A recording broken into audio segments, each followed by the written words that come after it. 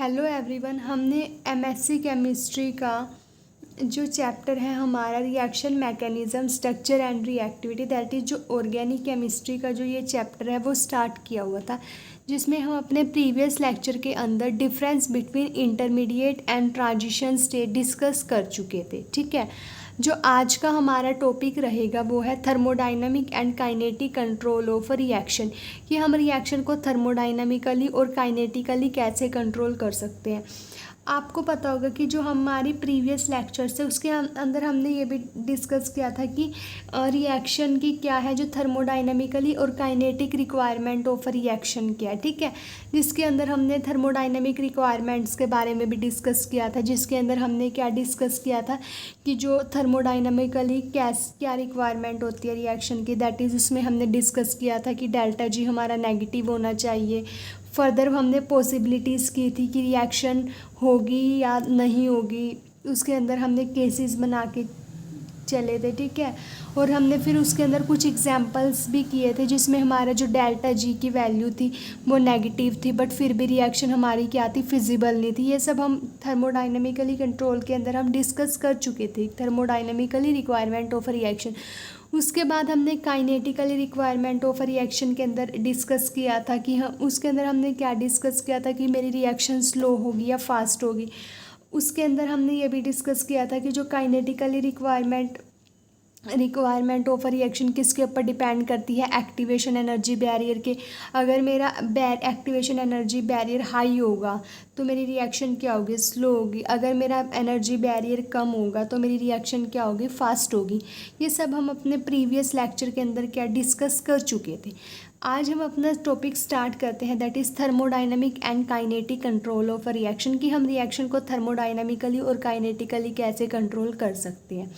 ठीक है, इसमें जो हमारे फर्स्ट पॉइंट रहेगा उसमें देखो क्या होगा, जब हमारी कोई भी रिएक्शन होती है, ठीक है, अगर मेरा जो प्रोडक्ट होगा वो फास्टली फॉर्म होगा, ठीक है, जल्दी से मेरा प्रोडक्ट बन जाता है, तो मैं उसको क्या बोलती हूँ, काइनेटिकली प्रोडक्ट बोलती हूँ। ठीक है, और जो मेरा स्टेबल प्रोडक्ट बनता है उसको मैं क्या बोलती हूँ, थर्मोडाइनमिक प्रोडक्ट। अगर कोई भी मेरी रिएक्शन हुई, जो प्रोडक्ट मेरा फास्ट बना, मैंने रिएक्टेंट्स ऐड किए और मेरे को प्रोडक्ट मिला, जो मेरे को प्रोडक्ट जल्दी मिला, ठीक है, उसको मैं बोलूँगी काइनेटिक प्रोडक्ट। अगर जो मेरा स्टेबल प्रोडक्ट हुआ, ठीक है, उसको क्या बोलूँगी मैं, थर्मोडाइनमिक प्रोडक्ट। यही यहाँ पे लिखा है कि when A reaction produce more than one product, अगर कोई भी रिएक्शन एक से ज़्यादा प्रोडक्ट प्रोड्यूस करती है, the product that is formed more rapid is called kinetic product. मतलब जो प्रोडक्ट जल्दी बनेगा उसको क्या बोलेंगे, काइनेटिक प्रोडक्ट बोलेंगे, और जो प्रोडक्ट ज़्यादा स्टेबल होगा उसको क्या बोलेंगे, हम थर्मोडाइनमिक प्रोडक्ट बोलेंगे। ठीक है, ये शॉर्ट में लिखा है, जो product formed fast is kinetic product and जो स्टेबल प्रोडक्ट होगा वो क्या होगा, थर्मोडाइनमिक प्रोडक्ट होगा। ठीक है, अब नेक्स्ट पॉइंट है जो हमारा इसमें वो क्या है, reaction that produce the kinetic product as major product are said to be kinetically control. और जो रिएक्शन प्रोड्यूस करेगी thermodynamic product as the major product then it is said to be thermodynamically control.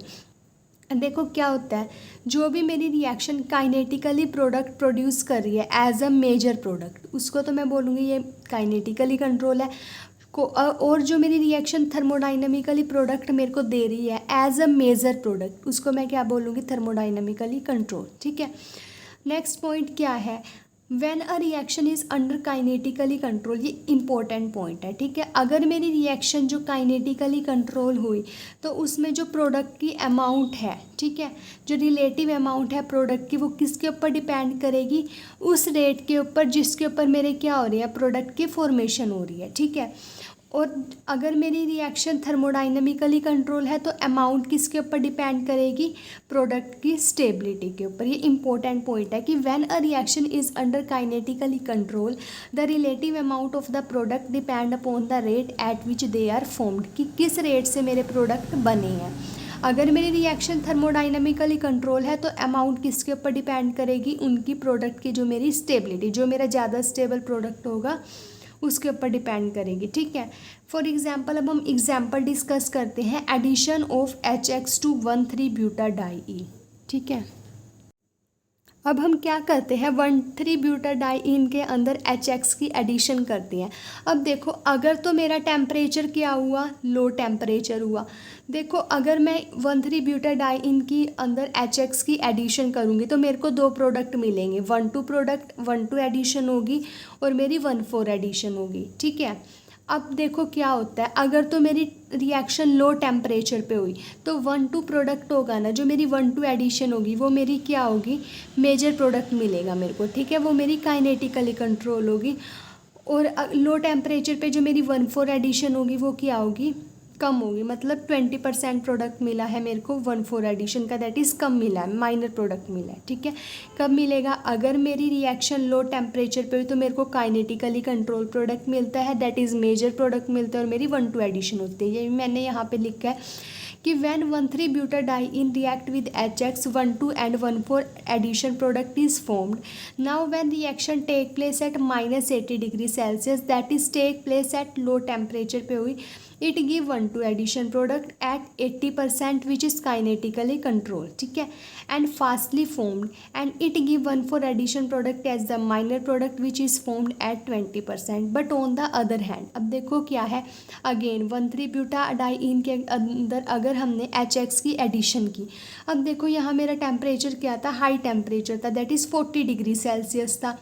अब यहाँ पे क्या हुआ, यहाँ पे मेरे को जो प्रोडक्ट मिलेगा ना 1,4 एडिशन मेरा मेजर प्रोडक्ट होगा और दैट इज़ स्टेबल प्रोडक्ट होगा, और जो मेरा ये 1,2 एडिशन प्रोडक्ट होगा ये मेरा क्या होगा, माइनर प्रोडक्ट होगा, अनस्टेबल प्रोडक्ट बोल सकती हूँ। इसमें क्या होगा, मेरा हाई टेम्परेचर होगा तो मेरे को क्या, थर्मोडाइनमिकली कंट्रोल प्रोडक्ट मिलेगा। ठीक है, नाउ ये अब यही थ्योरी यहाँ पे मैंने लिखी हुई है। Now when the reaction take place at 40°C, that is at high temperature, thermodynamically controlled product is formed. Again when 1,3-butadiene react with HX, it give high temperature,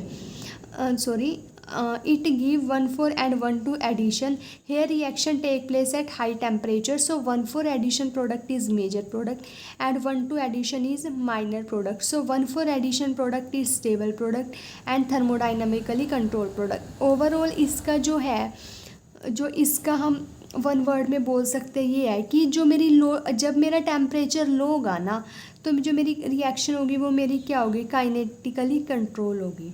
ठीक है, अगर मेरा टेम्परेचर हाई है तो मेरी रिएक्शन क्या होगी, thermodynamically control. Overall ये एग्जाम्पल था, इसमें से जो ये ओवरऑल जो हमारा रिज़ल्ट आया है ये आया है कि अगर मेरा टेम्परेचर लो होगा तो मेरा काइनेटिकली कंट्रोल प्रोडक्ट होगा, अगर मेरा टेम्परेचर हाई होगा तो मेरा थर्मोडाइनमिकली कंट्रोल प्रोडक्ट होगा। ठीक है, अब देखो क्या था, एट लो टेम्परेचर, अगर मेरा टेम्परेचर कम था तो relative amount of the product of addition reaction and determined by the relative rate at which the addition occur. 1,2 addition occur faster, so 1,2 addition product is a major product. मैंने आपको पीछे भी बताया था, देखो यहाँ पे भी हमने डिस्कस किया था कि अगर मेरी रिएक्शन काइनेटिकली कंट्रोल होगी तो अमाउंट ऑफ द प्रोडक्ट किसके ऊपर डिपेंड करेगी, relative rate at which product are formed. Similarly यहाँ है कि एट लो टेम्परेचर हुआ तो जो रिलेटिव अमाउंट थी प्रोडक्ट की वो उसको हम ऑफ द एडिशन रिएक्शन उसको कैसे डिटरमाइन कर सकते हैं, रिलेटिव रेट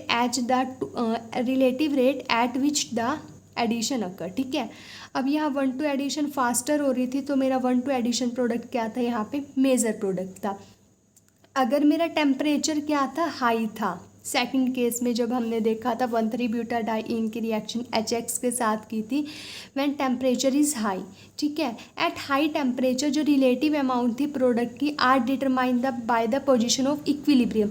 हमने पीछे भी डिस्कस किया था, अगर मेरा क्या होगा थर्मोडाइनमिकली, इसमें जो थर्मोडाइनमिकली कंट्रोल में जो मेरी रिलेटिव अमाउंट है प्रोडक्ट की वो किसके ऊपर डिपेंड करती है, उनकी स्टेबिलिटी के ऊपर।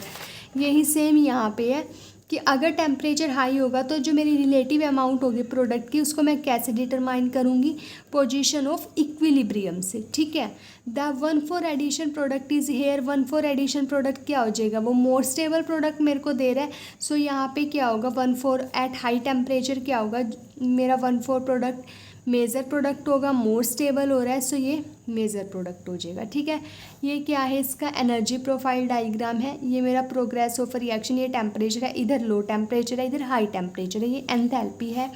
वाई एक्सिस पे हमने लिया। अब ये देखो ये मेरा रिएक्टेंट था। अब आपको पता था हाई टेम्परेचर पे, लो टेम्परेचर पे काइनेटिकली कंट्रोल प्रोडक्ट मेरे को मिला। रिएक्शन मेरी रिवर्सिबल थी, मेरी 1:2 एडिशन प्रोडक्ट हुई। 1:2 addition is a major product जो मेरे को मिलता है, ठीक है।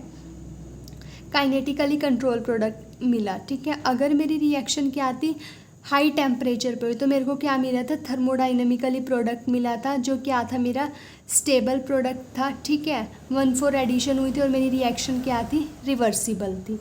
आज का लेक्चर इतना ही। अगर आपको वीडियो पसंद आई है तो वीडियो को लाइक और शेयर ज़रूर करें।